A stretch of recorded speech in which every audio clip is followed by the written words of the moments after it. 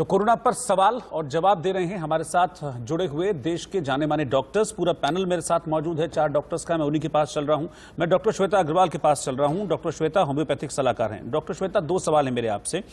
Home isolation के दौरान किस तरह की सावधानियां बरतें? वो पेशेंट जिनको होम आइसोलेशन में रहने की सलाह दी गई है उनके लिए क्या सावधानियां, और उनको ये भी बड़ा कंफ्यूजन रहता है कि हम किस तरह का भोजन करें, क्या हम खाएं पिएं, कोई स्पेशल डाइट हो कि किस तरह से बैलेंस अपनी हम डाइट को करें। ये सवाल एक बहुत लोगों के मन में उठ रहा है।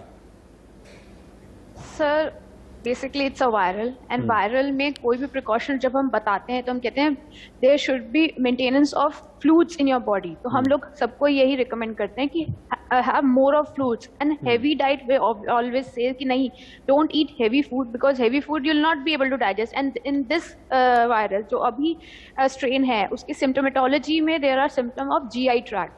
So obviously we will like to tell patients कि जो है आप लाइट फूड पे like khichdi, like rice, boiled rice, इस तरीके के आप अपने डाइट में फॉलो कीजिए। Eat some fruits, not like mango और something like that has a sour taste, but go for fruits like apple and everything, not in a good quantity but a few bites of it will suffice. तो हम लोग यही recommend करते हैं कि have fruits, have light diet, have more of fluids, have नारियल पानी, like जो आपका एक viral में recommendations होता है, because it's a viral, there is nothing more than that, but the thing is we are not coping up with it because हमारा hygiene is very low and we can't tell patient to ये भी recommend किया जाता है। ये भी मैंने मतलब बहुत जगह देखा है कि लोग कहते हैं कि हाँ इसमें स्टीम लेना चाहिए और गर्म पानी इसमें आप जितना दिन भर पिए 2, 4, 5 litre Garam pani is a normal recommendation all through the year because corona is not going anywhere. So whether it's winters or whether it's summers, our recommendation sip warm water at short intervals so that your throat doesn't get dry. Because जो पहले study था उसमें यही था, it gets lodged in your throat. अभी ये study नहीं है, अभी ये पैरानेजल साइनसिस पे आया है कि it gets lodged in your paranasal sinuses. That's why we recommended steam inhalation for a person who is not sick. If a person is sick he can take steam inhalation 2 to 3 times a day। ठीक है। सो हम लोग ये recommend यही करते हैं कि आप warm water, don't switch to cold drinks, don't switch to cold water, anything like that. Just take warm water, steam inhalation and have a light diet when you are in home isolation. ठीक है। Doctor Ankita, मेरा सवाल अगला है, वो भी इस से जुड़ा हुआ है कि जो लोग एसिम्प्टोमेटिक हैं या होम आइसोलेशन में, क्योंकि हम देख रहे हैं कि बहुत ज़्यादा प्रेशर बढ़ता जा रहा है, डॉक्टर्स के ऊपर भी बहुत ज़्यादा प्रेशर है, स्वास्थ्य विभाग के ऊपर भी बहुत ज़्यादा प्रेशर है, इसलिए बहुत सारे केसेस ऐसे देखने को मिले हैं कि जहाँ कोविड डिटेक्ट होता है, मरीज घर पर है लेकिन उसको कोई दवाई देने वाला नहीं आ रहा है सरकार की तरफ से। तो ऐसे में वो लोग क्या करें? क्या एक जनरल प्रिस्क्रिप्शन रहता है मरीजों के लिए कि जो खुद को होम आइसोलेट करके बैठे हैं वो क्या मेडिसिन लें? ये देखिए, खुद से तो सेल्फ मेडिकेशन तो बिल्कुल भी नहीं करना है। मेडिकल हेल्प तो आपको लेनी है। आप गवर्नमेंट डॉक्टर अगर आपके बीच में है तो आप गवर्नमेंट डॉक्टर की सलाह लें।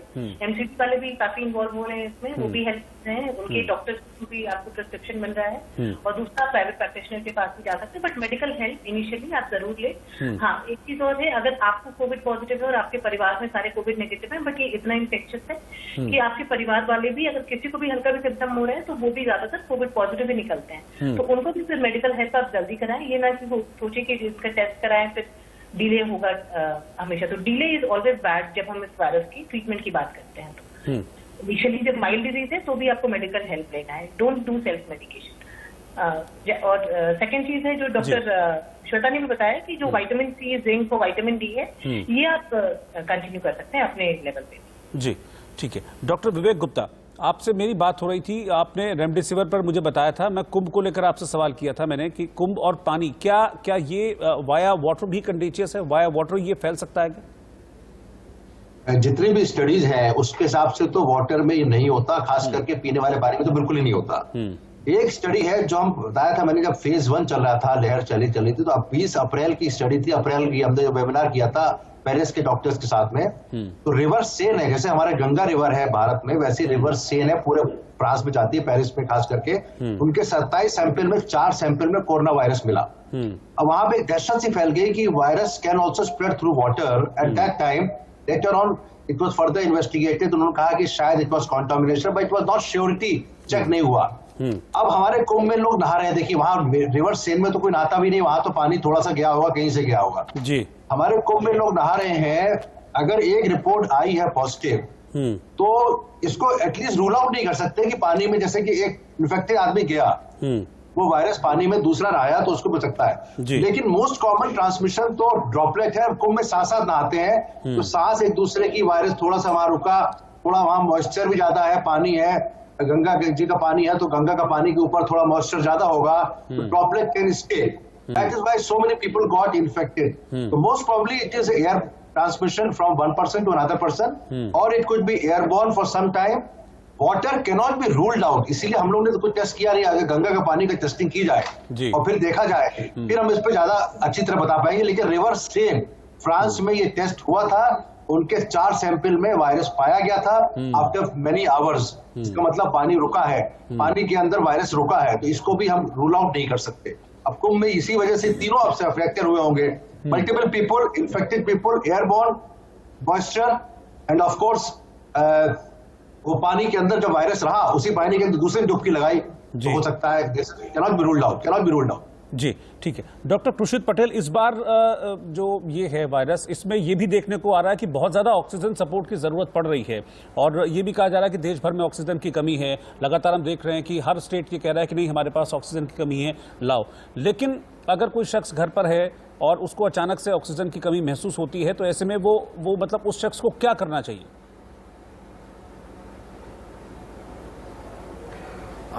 अगर आपका ऑक्सीजन 93 एट रूम एयर है, उससे कम है, तो आपको तो हॉस्पिटलाइजेशन की जरूरत है। लेकिन अगर आपको घर पे लगता है कि आपके कुछ फ्लक्चुएट करता है बिटवीन 94 to 100 और ऊपर नीचे जा रहा है, तो आप एक तो पहले वॉक टेस्ट करके देखिए।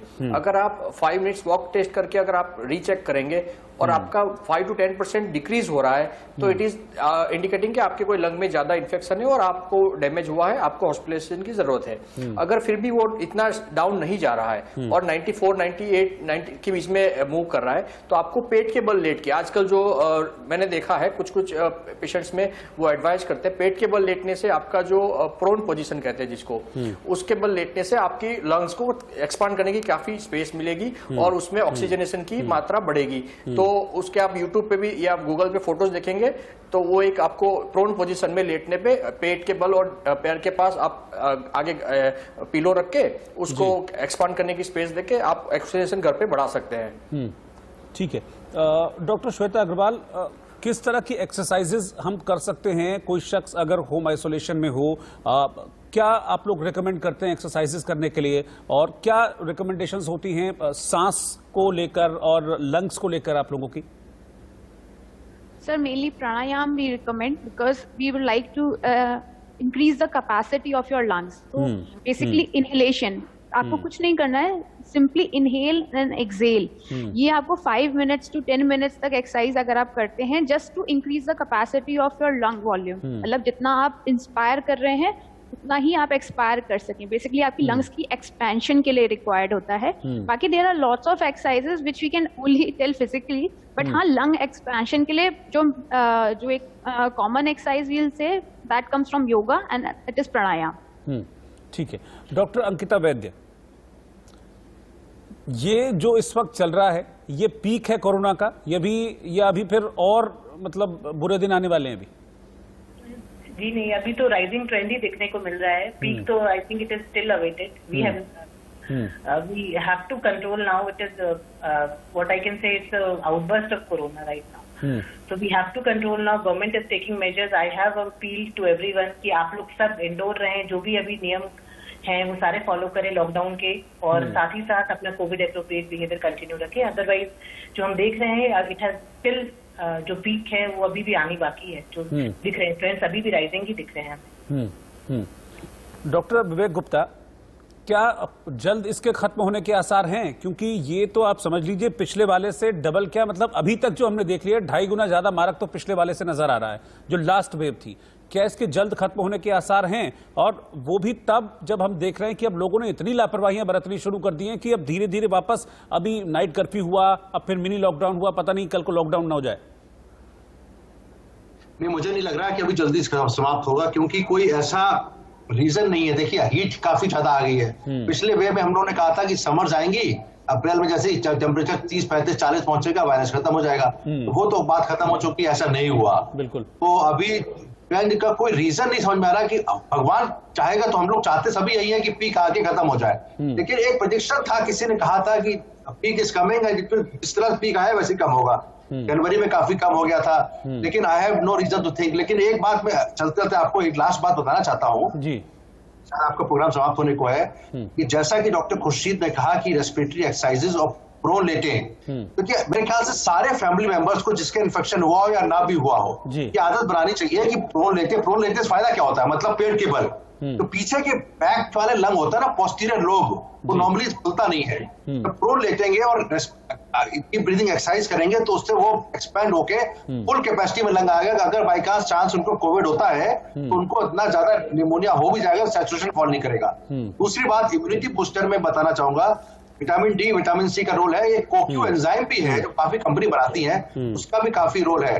बाकी हम लोग जैसे कि होम्योपैथ वाला, आयुर्वेदिक वाला, च्यवनप्राश और अश्वगंधा तो लेते रहना चाहिए, फिर से शुरू करना पड़ेगा वही सारी साइकिल। और एक बात मैं और जो कहना चाह रहा था, जो आपने कहा कि पीक खत्म होगा कि नहीं होगा, होम केयर में अगर हम किसी तरह से गवर्नमेंट मशीनरी या एनजीओ या वॉलंटियर्स इस तरह कर दें कि जिनको सैचुरेशन 94 से नीचे जा रहा है, एक home nurse with PPE kit उसको कम से कम ऑक्सीजन दे दी जाए या फिर रेमडेसिविर लगा दी जाए या दवाई शुरू कर दी जाए, तो अस्पतालों पे लोड कम हो जाएगा। अभी भी मेरे पास 25 से 30 पेशेंट अभी वेट लिस्ट में है, जो अपोलो के अलावा और जगह भी हम कोशिश कर रहे हैं कि भर्ती हो जाए। एक आदमी का 60 सैचुरेशन है, मूलचंद के बाहर वेट कर रहा है, एक आदमी जेपी हॉस्पिटल के बाहर वेट कर रहा है, तो things are very bad. Something has to be done by our doctors ji, government officials to start home care services with a PPE kit, only one nurse। तो पैनिक नहीं होने की जरूरत है। अगर किसी का 93 है, 92 है, 89, 90 है, हम 2 लीटर ऑक्सीजन दे देते हैं या ऑक्सीजन कंसंट्रेटर प्रोवाइड कर देते हैं घर पे विद इंट्रावेनस और non intravenous medicine. At least he will survive another 3-4 days, और तब तक हमको आईसीयू मिल जाएगा। क्या हो सकता है, ठीक ही हो जाए तब तक। ठीक है, तो this I think I would like to government to take initiative on this issue. ठीक है, बिल्कुल। अब गवर्नमेंट नर्सेस जी मैं बिल्कुल अब क्योंकि बिल्कुल अपने आखिरी पड़ाव पर पहुंच गया हूं, लेकिन एक सवाल चूंकि मेरे मन में है, इसलिए मैं डॉक्टर खुर्शीद चाहता हूं कि आप बहुत शॉर्ट में उसका जवाब दे दें। किन लोगों को ज्यादा सावधान रहने की जरूरत है? हालांकि सबको सावधान रहने की जरूरत है, लेकिन ऐसे लोग जिनको प्री एग्जिस्टिंग डिजीज है, तो ऐसे कौन से प्री एग्जिस्टिंग डिजीज हैं जिनके मरीजों को ज्यादा सावधानी बरतने की जरूरत है?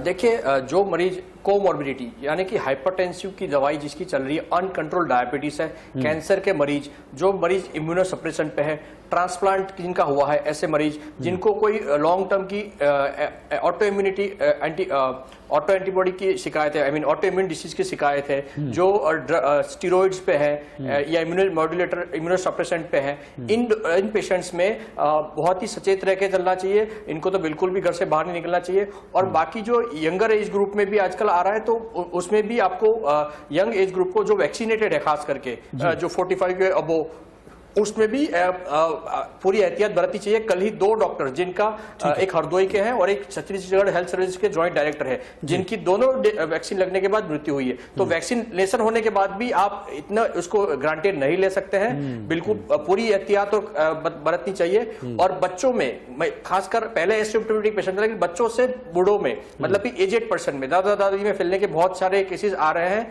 क्योंकि बच्चे कैरियर कर रहे हैं जो स्कूलों में गए थे या क्लासेस में गए थे। तो इन बच्चों को भी अब बाहर भेजना बंद करें, क्योंकि आपके दादा दादी भले घर पे हैं, लेकिन बच्चे अगर बाहर जा रहे हो फिर आके अपने ग्रैंड पेरेंट्स के साथ वो खेलते हैं, तो उनमें इन्फेक्शन फैल सकता है, जो काफी बीमारियों पे ग्रसित है। ठीक है, आप सभी को बहुत बहुत शुक्रिया। Doctor Ankita, doctor Khurshid Patel, doctor Vivek Gupta, doctor Shweta Agarwal, आप सभी हमारे साथ जुड़े और सभी जो हमने सवाल फ्रेम किए थे, उन सवालों के आपने बिल्कुल सटीक जवाब दिए, आसान भाषा में जवाब दिए। मुझे लगता है कि जो लोग हमको देख रहे होंगे, उन सभी लोगों ने इन जवाबों से सीख ली होगी, और इस सीख के साथ साथ आप प्रण भी ले लीजिए कि बेवजह हम घर से बाहर नहीं निकलेंगे, कोरोना को हम हराएंगे और देश को, खुद को और अपनों को कोरोना